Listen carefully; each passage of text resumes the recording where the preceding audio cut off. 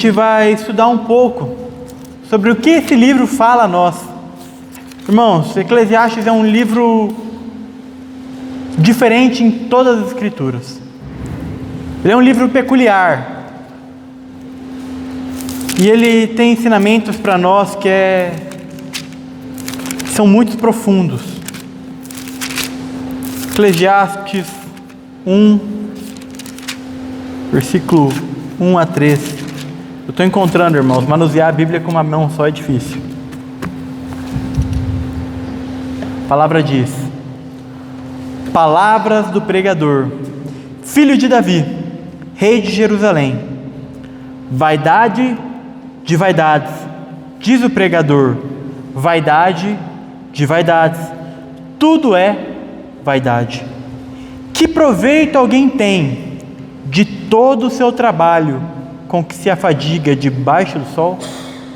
Irmãos, vamos ter um tempo de oração. Ô Pai, clamamos para que o Senhor fale conosco, Pai.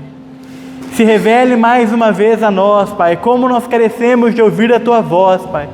Como nós carecemos de uma visitação para que o Senhor fale conosco, fale aos nossos corações, Pai.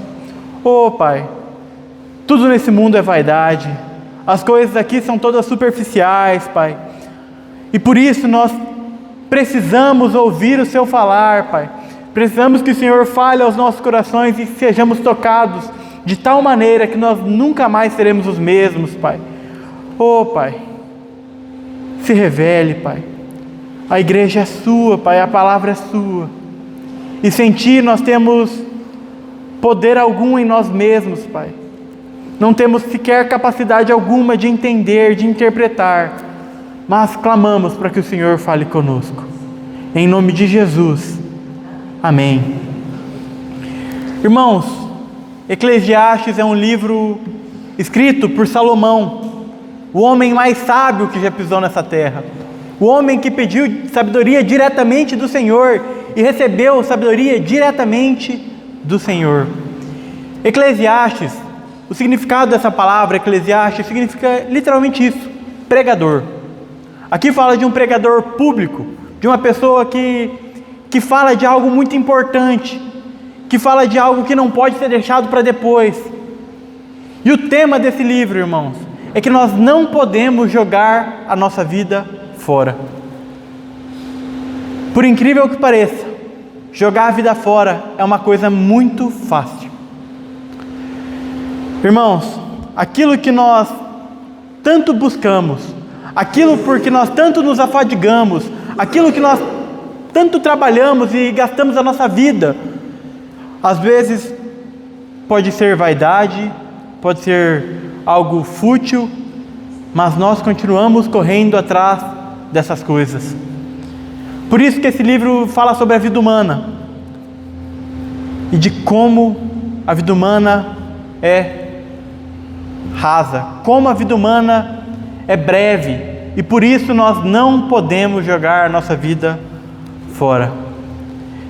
Há uma história muito interessante de um mensageiro de um rei, e esse mensageiro de um rei, ele precisava entregar uma mensagem a um reino muito distante.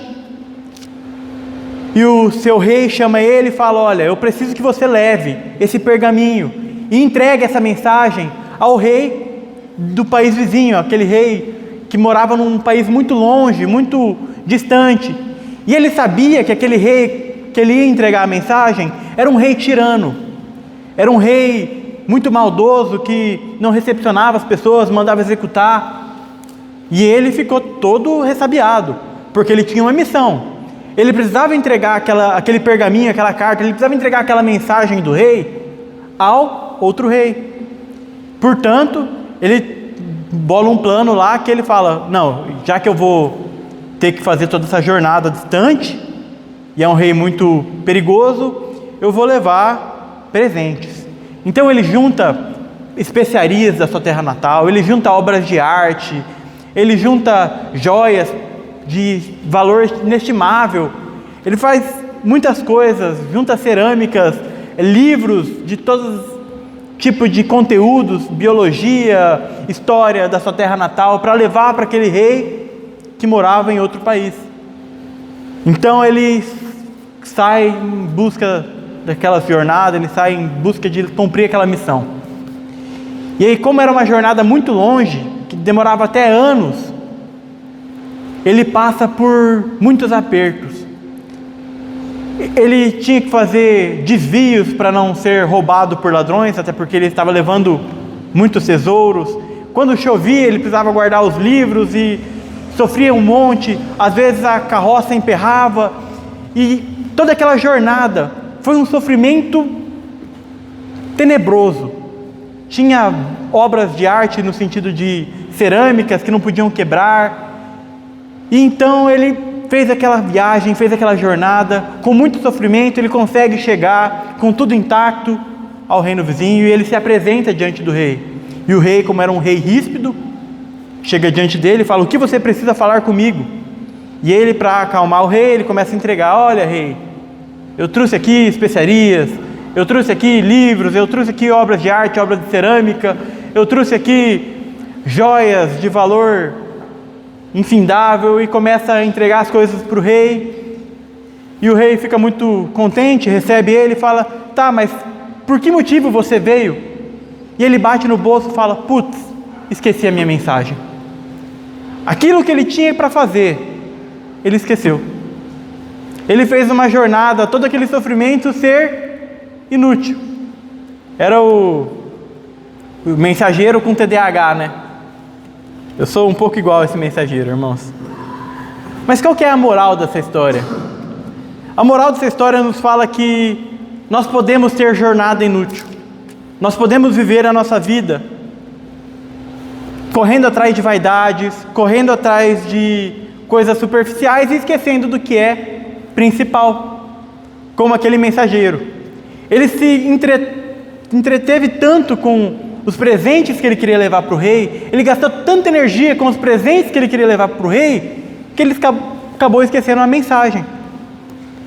Irmãos, não podemos desperdiçar nossa vida, não podemos ter uma jornada em vão. Desperdiçar a vida é uma coisa que é muito mais fácil do que parece. Se a gente parar para analisar aqui a nossa vida, a duração dela, uma média aqui no Brasil é de 80 anos. Vamos falar que é 80 anos. E alguns vivem mais, alguns vivem menos, mas vamos falar na média. Tem gente com mais de 80 já que está chegando perto ali, já começou até a assustar. Mas digamos que a nossa vida aqui dure 80 anos. E os nossos 10 primeiros anos são anos de descoberta. A gente não sabe nada da vida, a gente não entende nada, a gente não pode nada, não tem capacidade alguma, a gente é criança. Então os nossos 10 primeiros anos são anos perdidos. E os últimos 10 também. Aliás, a gente já chegou na idade de canseira e de enfado, onde tudo é difícil, não tem mais energia. Então, a gente tem 60 anos ali de boa vida, vamos dizer. De vida um pouco melhor. Desses 60 anos, 1/3 nós passamos dormindo. 40 anos nos sobra. 1/4 nós passamos trabalhando, já sobra 25 anos. Aí a gente gasta por volta de 1 ou 2 horas em nossas necessidades diárias, seja comendo, seja descansando, seja se arrumando, se organizando. Aí a gente já gasta mais um bocado de tempo. Aí a gente tem também outros compromissos, como arrumar a casa, ir no mercado, fazer outros afazeres. E quando a gente vê, poxa, acabou o nosso tempo. Irmãos, parece que a nossa vida é longa, mas a nossa vida é um sopro. Por isso, é importante nós não desperdiçarmos a nossa vida. É importante nós estarmos com os olhos no lugar correto. Porque se a vida passa muito rápido, se o nosso tempo acaba muito rápido, a gente tem diversos afazeres. E se a gente gasta o nosso pouco tempo com coisas superficiais, correndo atrás de coisas que não têm peso eterno, poxa, que jornada inútil. É a mesma coisa da história que eu acabei de contar. Irmãos, aqui mesmo no livro de Eclesiastes, o próprio Salomão, ele fala um pouco sobre sua vida.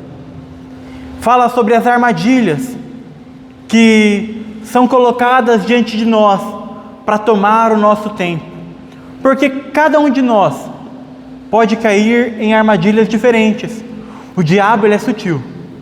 O diabo quer que nós gastemos o nosso tempo com aquilo que não é primordial, com aquilo que não deveria ser o primeiro lugar. Então o diabo, ele joga armadilhas. E para cada pessoa existem armadilhas diferentes. Existem alguns que caem no hedonismo, existem alguns que caem em dinheiro e posses, outros caem em relacionamentos, outros caem por fome de poder. Irmãos, cada um tem a sua armadilha, cada um tem aquilo que tenta, cada um tem aquilo onde pode tropeçar. E Salomão aqui, do versículo 1 até o versículo 11, ele diz um pouco sobre como foi a sua vida.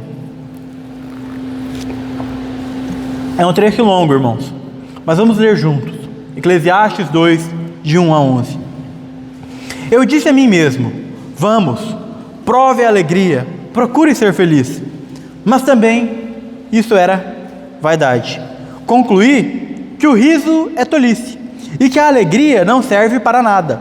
Resolvi no meu coração entregar-me ao vinho, sem deixar de me guiar pela sabedoria e de me apoderar da loucura, até descobrir que de bom os filhos dos homens poderiam fazer debaixo do céu, durante os poucos dias da sua vida.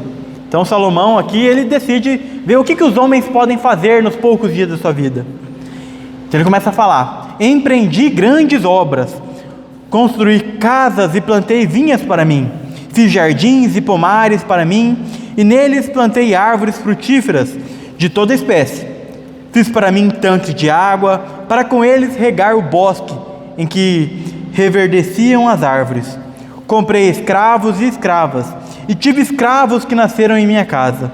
Também tive bois e ovelhas, mais do que tiveram todos os que viveram em Jerusalém antes de mim. Amontoei também para mim prata e ouro, e tesouros de reis e de províncias. Provi-me de cantores e cantoras, e das delícias dos filhos dos homens, mulheres e mais mulheres. Eu me tornei importante, e superei todos os que viveram antes de mim em Jerusalém, e a minha sabedoria nunca me abandonou. Tudo aquilo que os meus olhos desejaram, eu não lhes neguei, nem privei o meu coração de alegria alguma, pois eu me alegrava com todas as minhas fadigas, e isso era recompensa por todas elas. Considerei todas as obras que as minhas mãos fizeram, e também o trabalho que eu, com fadigas, havia feito, e eis que tudo era vaidade e correr atrás do vento, e nenhum proveito havia debaixo do sol.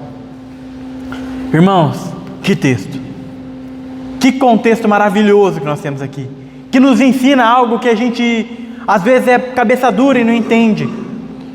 Salomão, o homem mais rico da sua época, o homem mais poderoso da sua época, aquele que, de fato, tudo que ele desejava, ele tinha. Tudo que ele queria, ele não lhe privava. Então ele fala de tudo que ele fez. Ele fala que ele buscava se alegrar, ele fez grandes obras, ele teve escravos, ele teve posses, ele teve bens, ele teve dinheiro, ele teve poder, ele teve um grande exército, ninguém era mais poderoso do que ele ali naquela região. Ali era Salomão, o maior de todos. E o que ele fala de tudo que ele tinha? Tudo é vaidade. Tudo é vaidade. Tudo isso que eu tenho, tudo aquilo que eu possuo, todas essas coisas onde o ser humano tanto busca, todas essas coisas porque o ser humano tanto se afadiga, para mim é vaidade. Ah, irmãos, como a gente precisa entender isso, como a gente precisa compreender isso, senão a gente vai ficar correndo atrás do vento. E o que significa correr atrás do vento? Pega e sai na rua correndo atrás do vento para ver onde você vai parar. Você não vai parar em lugar nenhum, até porque correr atrás do vento não faz sentido. E essa é a nossa vida. Nós corremos atrás do vento. Por isso, precisamos entender que tudo aquilo por que nós tanto nos afadigamos não passa de vaidade. E, irmãos, aqui eu quero abrir um parêntese muito grande, para que vocês não me compreendam mal. Não é errado nós iniciarmos uma faculdade, começarmos a guardarmos dinheiro, começarmos projetos e termos um controle sobre aquilo que nós temos, procurando ter um maior conforto para nós e para nossa família. Inclusive, isso é uma responsabilidade nossa. Fechando parêntese.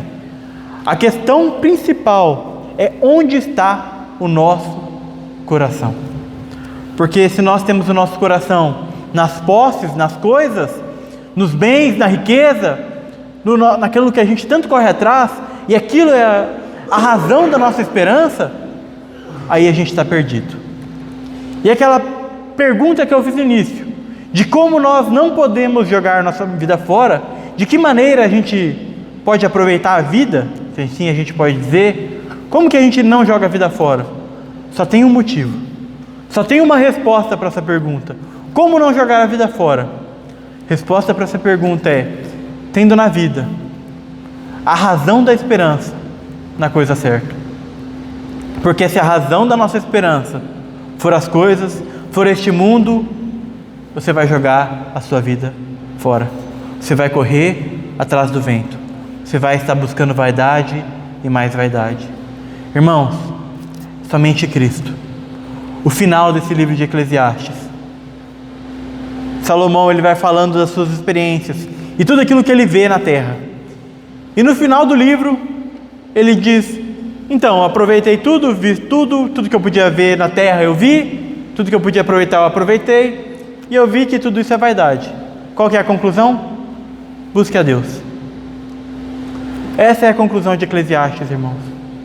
Irmãos, somente o Eterno pode nos satisfazer. Essa geração de maior índice de ansiedade, é uma geração com maior índice de depressão. Por quê? Porque as pessoas estão vivendo suas vidas de uma maneira maluca, procurando posses, procurando coisas, procurando possuir alguma coisa, procurando ter alguma coisa. E a gente vive naquela geração onde as pessoas expõem as suas vidas, onde tudo é maravilhoso, e a gente às vezes olha para a nossa própria vida: poxa, parece que as coisas não dão certo. Poxa, olha como determinado influenciador vive uma vida de maravilha, e olha como minha vida não é tudo isso. E a gente vai se frustrando, porque a gente não tem a razão da esperança no lugar certo. Mas como ter a razão da esperança no lugar certo, irmãos? Vamos abrir no Salmo 39. Salmo 39, versículo 4 em diante.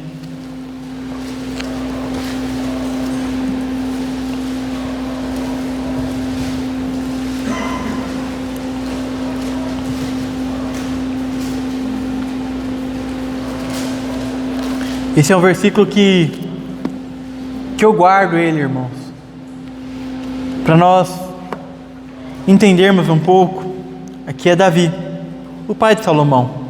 Olha o que ele diz aqui no versículo 4: dá-me conhecer, Senhor, o meu fim, e qual a soma dos meus dias, para que eu reconheça a minha fragilidade. Deste aos meus dias o comprimento de alguns palmos. A tua presença, o prazo da minha vida é nada. Na verdade, todo homem, por mais firme que esteja, é pura vaidade. Irmãos, não estamos falando da mesma coisa? De que a nossa vida é curta, a nossa vida é breve, e que a gente, por mais que pareça estar firme, parece que estar forte, parece que está tudo bem, é vaidade.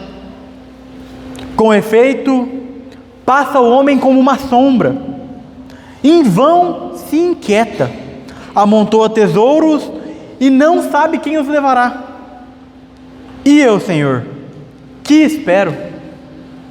Tu és a minha esperança. Irmãos, aqui muda tudo. Tendo o Senhor como a fonte da nossa esperança, tendo o Senhor como a fonte da nossa alegria, pronto, você não vai jogar sua vida fora. Você vai passar por dificuldades, mas você tem o Senhor. Você vai passar por tribulações, por angústias, por sofrimento, mas você tem o Senhor. A sua esperança não está nas coisas dessa terra, a sua esperança está nele. aquele que por nós morreu e ressuscitou, Cristo, o Verbo encarnado, aquele que nos deu uma nova vida.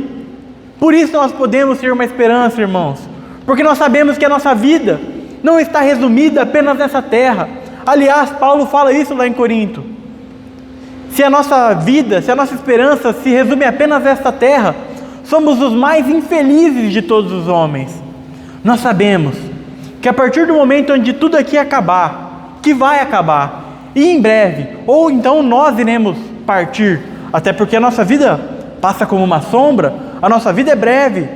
Nós sabemos que quando tudo isso acabar, seja de uma maneira ou de outra, nós temos uma esperança eterna, nós temos um Cristo eterno para contemplar, aquele que é o Rei de toda a glória, é o Rei em toda a sua majestade, mas ainda assim, é aquele que habita em nós, irmãos.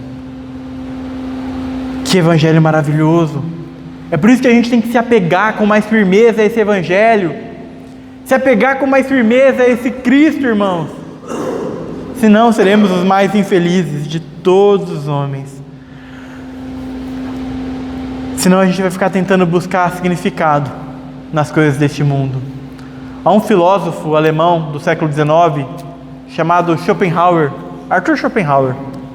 E ele tem uma frase muito famosa que diz que a vida oscila como um pêndulo entre a ânsia de ter e o tédio de possuir. A vida nossa é assim, né? A gente sempre busca ter alguma coisa e a gente se afadiga procurando aquela coisa. Eu preciso ter um carro novo, e a gente corre atrás de ter um carro novo.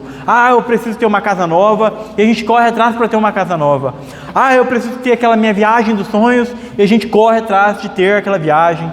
E a gente precisa fazer tantas coisas, e a nossa vida é essa ânsia de possuir. Mas a partir do momento que nós temos, eu tenho minha casa nova, poxa, dá umas 3 semanas, 4 semanas, eu me acostumo, e daí aquilo parece me entediar. Daí parece que eu preciso ter uma ânsia nova. Não, já que eu tenho a casa, agora eu preciso comprar um carro. E já que eu tenho a casa e o carro, agora eu preciso fazer outra coisa.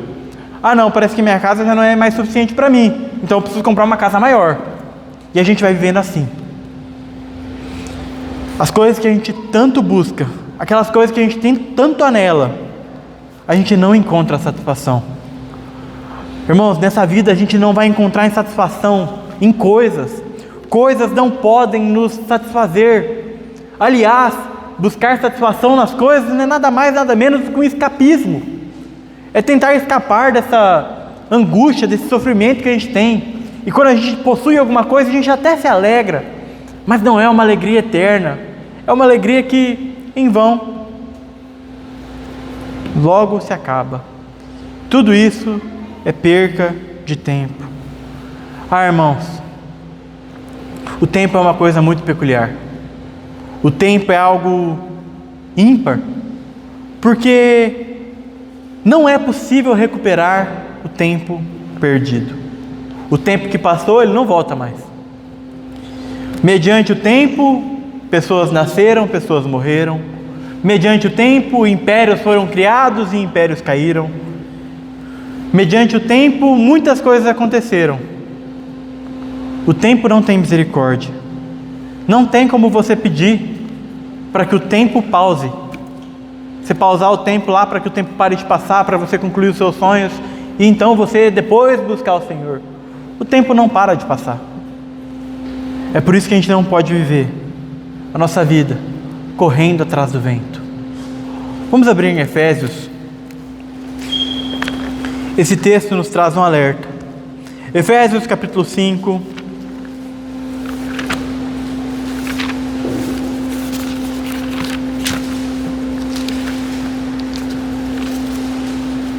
Efésios 5:15.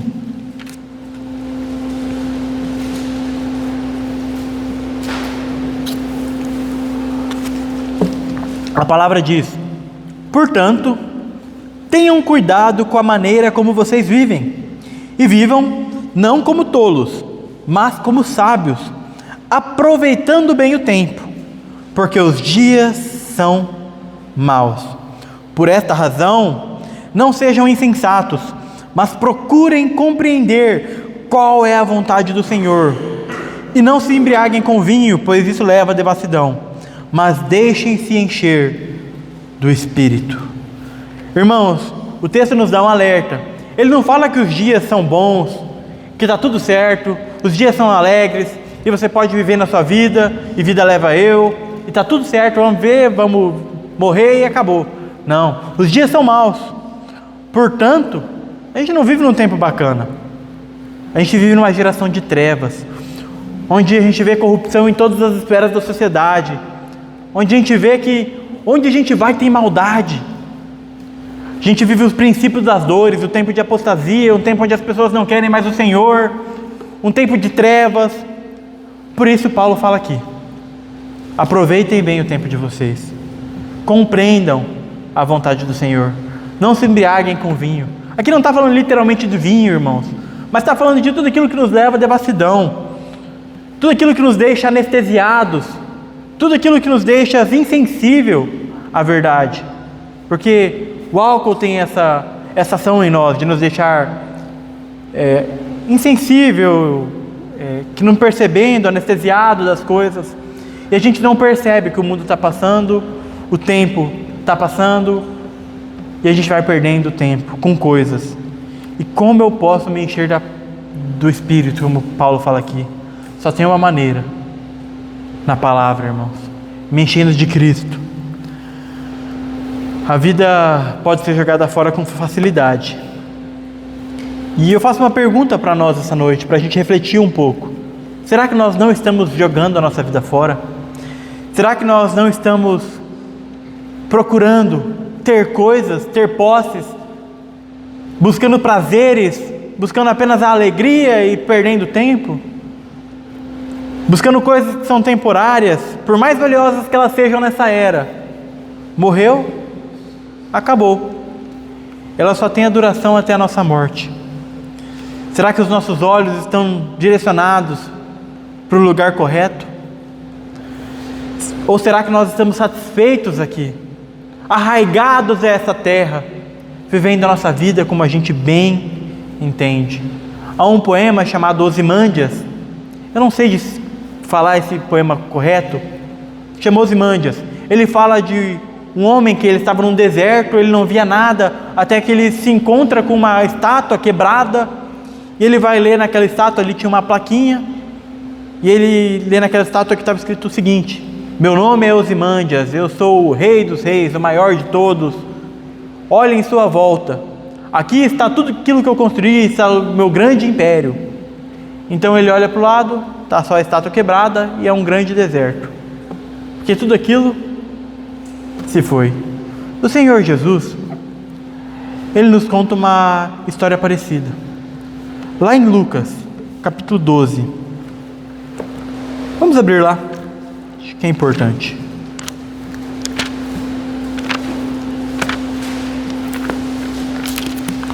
Lucas, capítulo 12, versículo 15.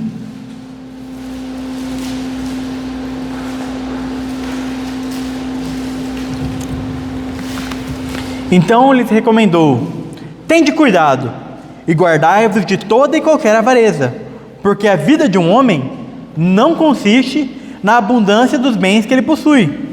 E lhes proferiu ainda uma parábola, dizendo: o campo de um homem rico produziu com abundância, e arrazoava consigo mesmo, dizendo: que farei, pois não tenho onde recolher os meus frutos?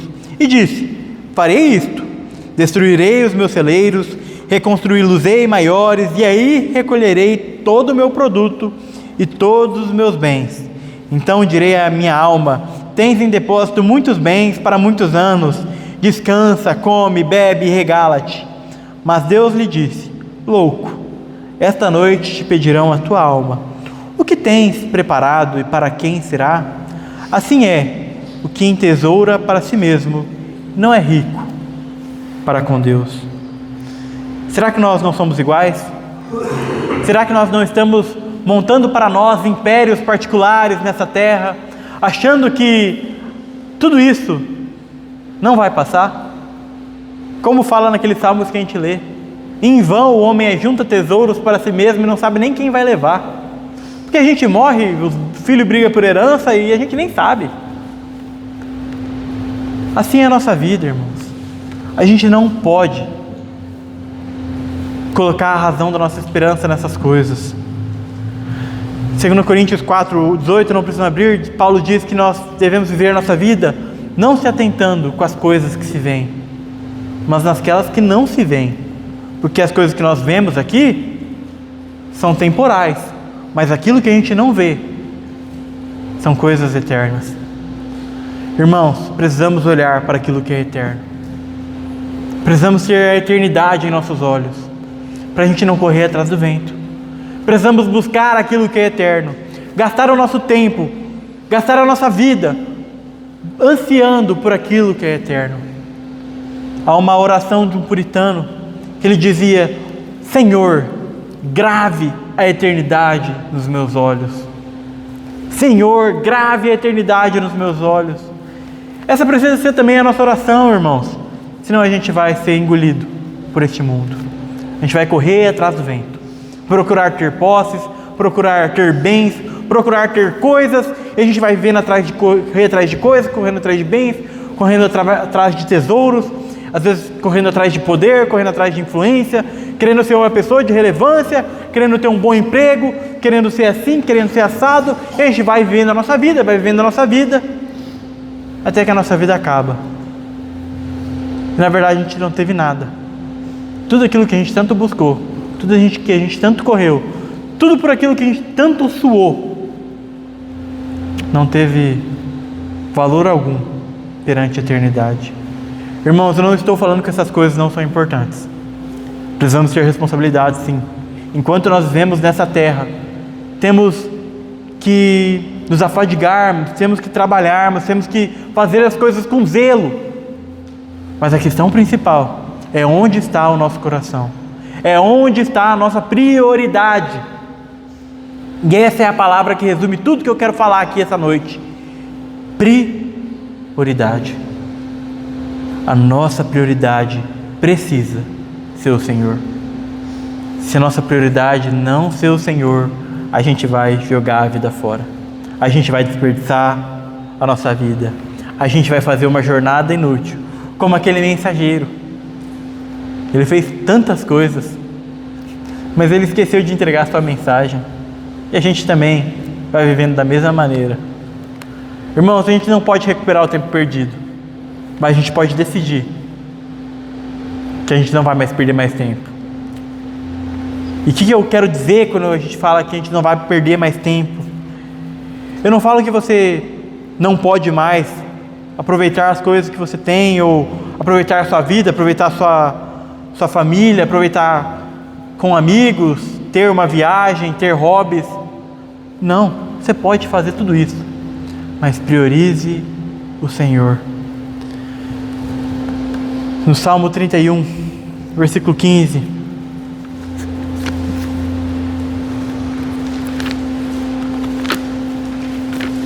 esse já é o penúltimo versículo que nós vamos ler.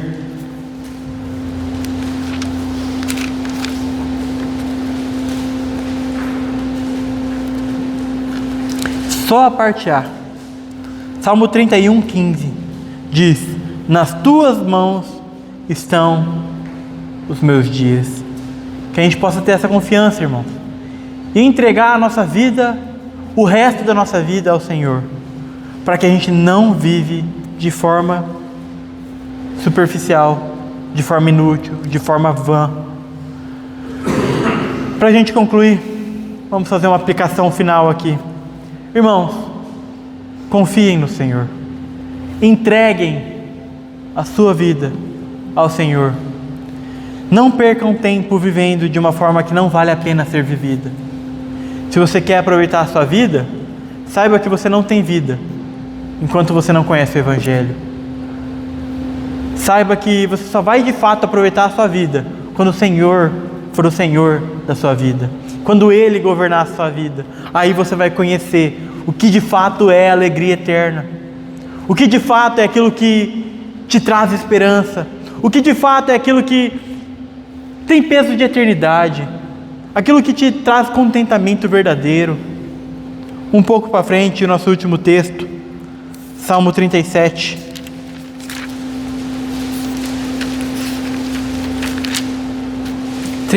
Versículo 4. A palavra diz: agrade-se do Senhor, e Ele satisfará os desejos do seu coração. Irmãos, que o Senhor seja a sua prioridade, que o Senhor seja a nossa prioridade. Agostinho diz naquele livro Confissões: Senhor, criaste-nos para Ti, e o nosso coração está inquieto, enquanto não repousar em Ti. Você vai viver inquieto, você vai viver correndo atrás do vento, você vai se afadigar, enquanto o seu coração não descansar no Senhor. Irmãos, retornando àquela palavra, prioridade, que o Senhor seja a nossa prioridade, que o Senhor seja o nosso tudo, porque Ele sendo o nosso tudo, aí a gente tem de fato contentamento, aí Ele vai trazer toda a alegria ao nosso coração. Aí as coisas deste mundo, a gente até vive nesse mundo, mas as coisas desse mundo não são mais prioridades. Por quê? Porque eu tenho o Senhor, e se eu tenho o Senhor, isso me basta. O Senhor é meu pastor, nada me faltará. O Senhor é o meu pastor e Ele me é suficiente. A nossa suficiência vem de Deus. Amém? Pô, Pai, continue nos ensinando essa verdade grandiosa, Pai. Revele mais e mais a Tua palavra aos nossos corações, para que nós não percamos mais tempo, Pai. Nós já não temos muito tempo. A nossa vida é tão pequena, Pai. Nós somos tão frágeis, Pai. Por isso nos ensine, Pai, a contar os nossos dias, a viver uma vida voltada ao Senhor, a entregar os nossos dias nas mãos do Senhor. Oh, Pai, continue se revelando a nós, Pai, que possamos nos colocar de joelhos e nos entregar totalmente ao Senhor, entregar o nosso coração totalmente ao Senhor, para nós não ficarmos correndo atrás de coisas que são superficiais, coisas que não são eternas, buscando tesouros dessa terra que não tem valor, Pai. Que possamos buscar tesouros da eternidade, Pai. Que possamos ter os nossos olhos firmados em Cristo, Ele que é o autor e consumador da fé, Ele que é a razão da nossa esperança. Que possamos apenas estar concentrados em Cristo, Pai. Ele é aquele que pode nos trazer verdadeira alegria, Pai, para não ficarmos ansiosos com as coisas dessa vida, Pai. Fale conosco, se revele a nós, Pai. Toque os nossos corações, para que em tudo Cristo seja glorificado em nosso meio, Pai. Cristo seja glorificado em nossas vidas. E é em Cristo que nós oramos. Amém. Amém, irmãos. Estamos encerrados.